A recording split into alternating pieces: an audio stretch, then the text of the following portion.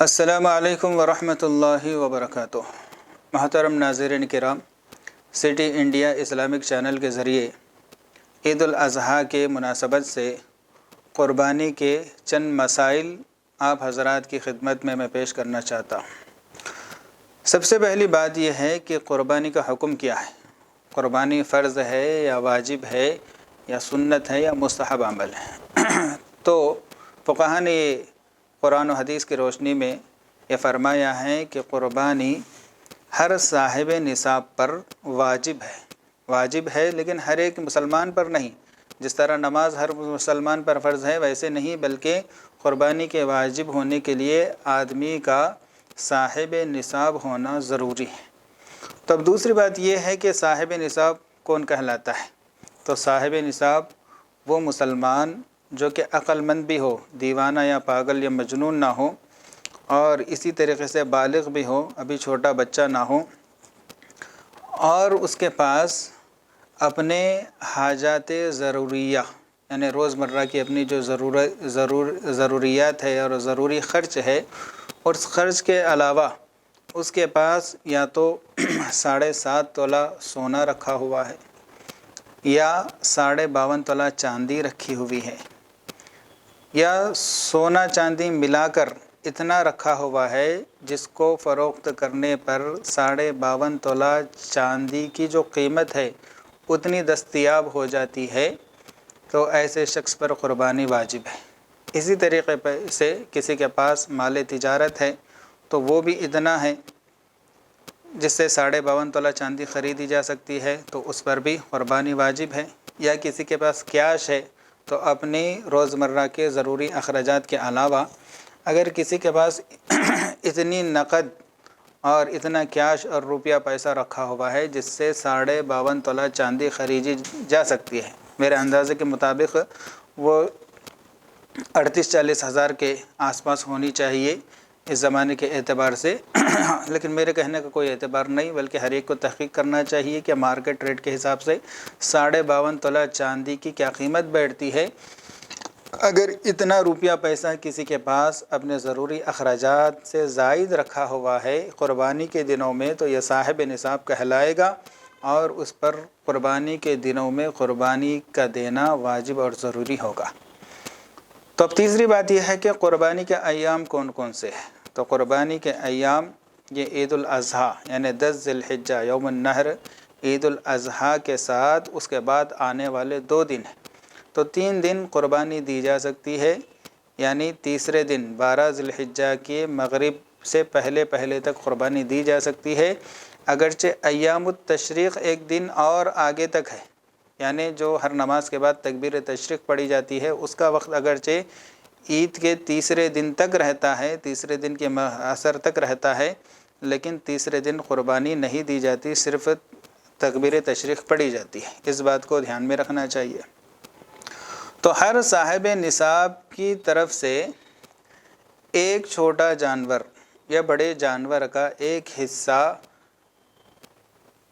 واجب قربانی کے اندر دینا ضروری ہے، یعنی جس پر قربانی واجب ہے اس کے چھوٹا ایک جانور ایک کی طرف سے ہی کافی ہوگا۔ بہت سارے لوگ چند سالوں سے غلط فہمی میں ہیں کہ ایک بکرا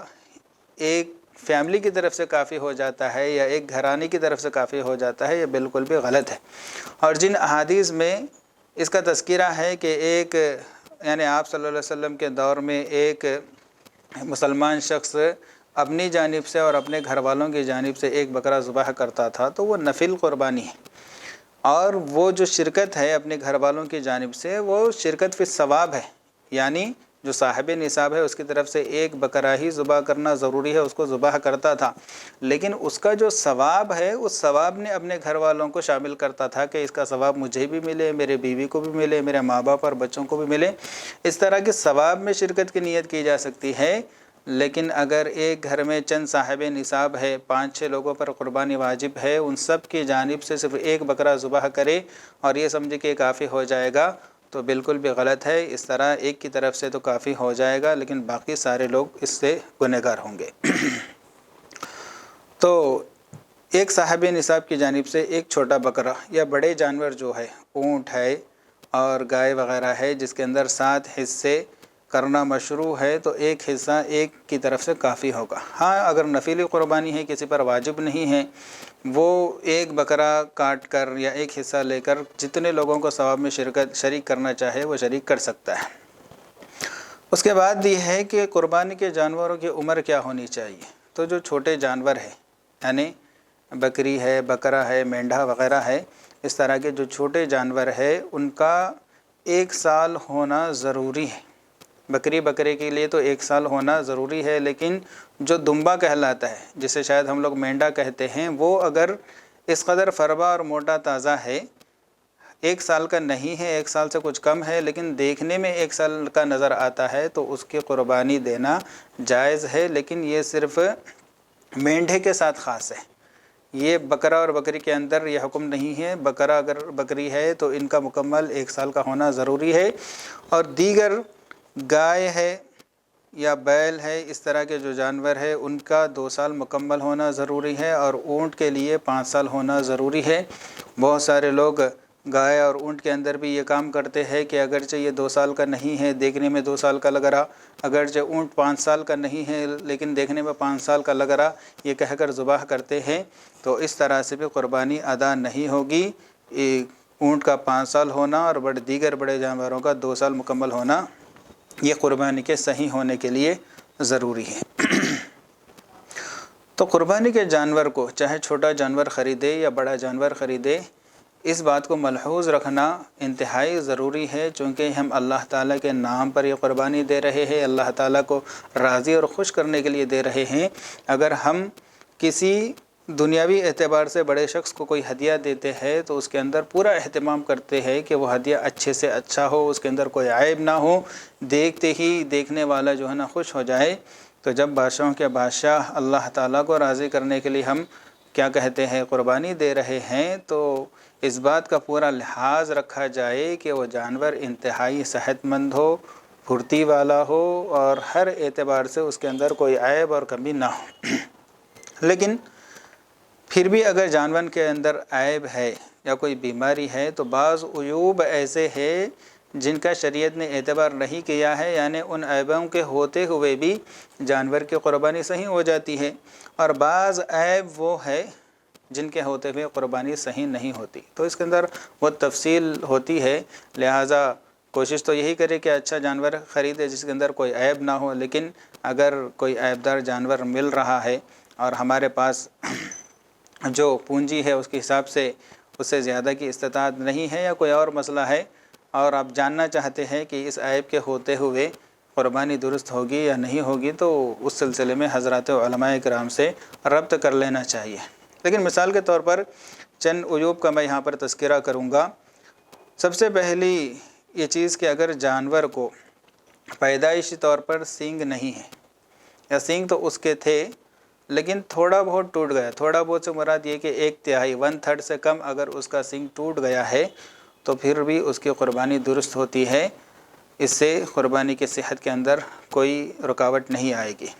لیکن اگر سینگ ٹوٹا اور اس قدر اندر سے ٹوٹا یا جڑ سے ٹوٹا جس کی وجہ سے اس کا اثر جانور کے دماغ تک پہنچ گیا تو پھر اس کی قربانی درست نہیں ہوگی۔ اور اسی طریقے سے کان یا دم ہے، کسی جانور کے کان کٹے ہوئے ہیں یا دم کٹے ہوئے ہیں تو اس کے اندر بھی حکم یہی ہے کہ دیکھا جائے گا کہ تہائی یعنی 1/3 سے کم کٹا ہے یا زیادہ، 1/3 یا 1/3 سے کم کٹا ہوا ہے تو پھر اس کی قربانی درست ہوگی، اور اس سے زیادہ کٹا ہوا ہے تو قربانی درست نہیں ہوگی۔ اور رہی بات دانتوں کی، اگر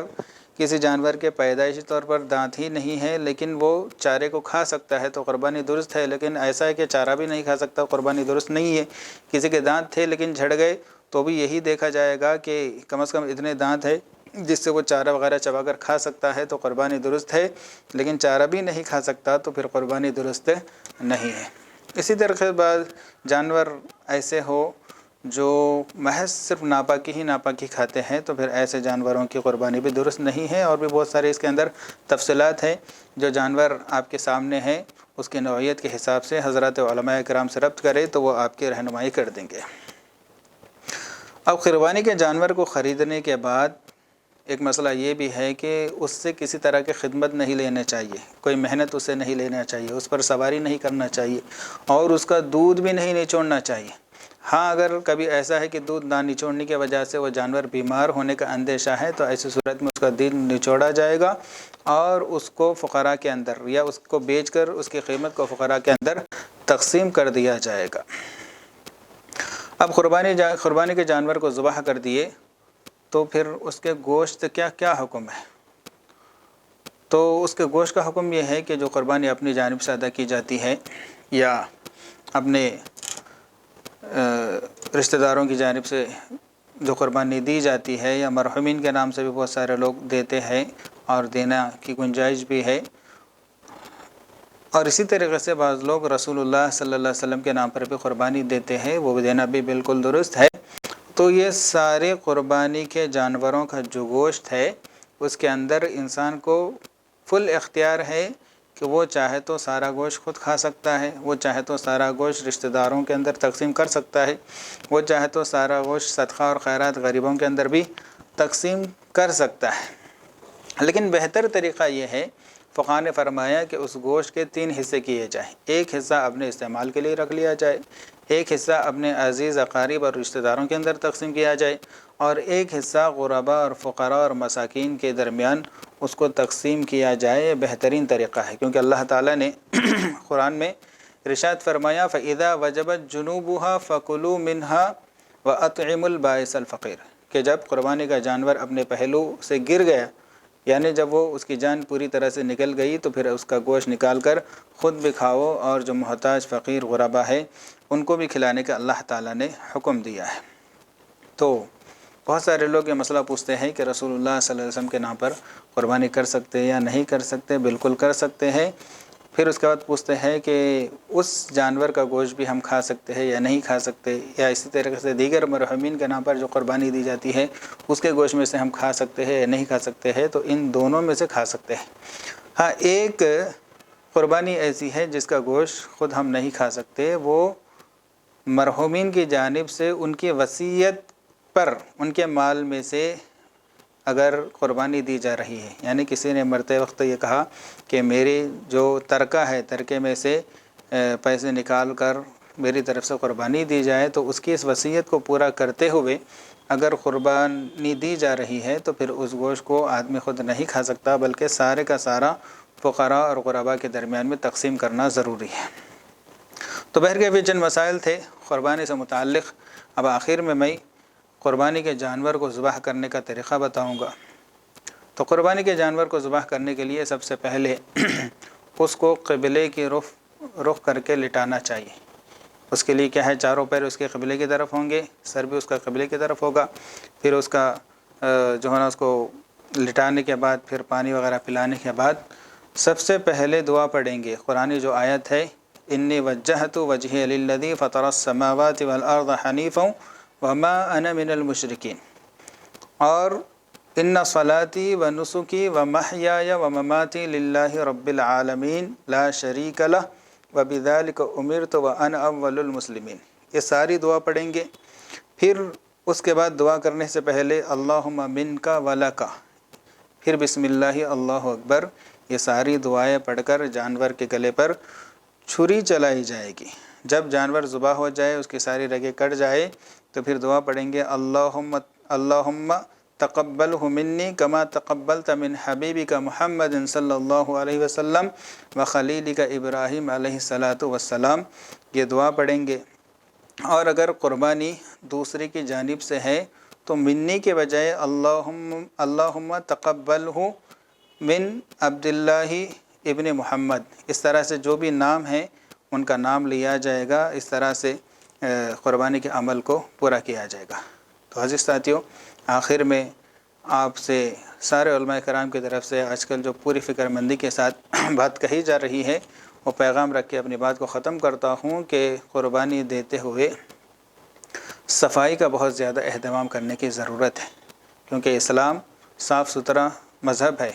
الطہور شطر الایمان کہا گیا کہ ایمان کا آدھا حصہ پاکی ہے، لہٰذا پاکی اور صفائی کا خوب اہتمام کرنا چاہیے۔ جہاں کہیں بھی قربانی کے جانور ذبح کیے جا رہے ہیں تو وہاں پر کسی طرح کا خون اور غلاظت وغیرہ دوسروں کو نظر نہ آئے، جس سے لوگوں کو تکلیف بھی ہوگی، یہ جو کہ شریعت کے اندر حرام ہے دوسروں کو تکلیف پہنچانا۔ اور اسی طریقے سے لوگ اس کو بالکل ناپسند کرتے ہیں اور لوگوں کو مسلمان اور اسلام کی طرف انگلی اٹھا کر بولنے کا موقع ملتا ہے، تو یہ موقع بھی ہمیں نہیں دینا چاہیے۔ تو اللہ تعالیٰ چونکہ پاک صاف لوگوں کو پسند کرتے ہیں، اس لیے صفائی کا پورا اہتمام کیا جائے، خون کو اور غلاظت کو فوری طور پر صاف کر لیا جائے، اور اسی طریقے سے جو ذبح کرنے کے مناظر وغیرہ ہے اس کو بالکل بھی اسٹیٹس پہ رکھ کر یا واٹس ایپ وغیرہ سے شیئر نہیں کرنا چاہیے، کیونکہ عام لوگوں میں یعنی دیگر مذاہب کے لوگوں میں اس کا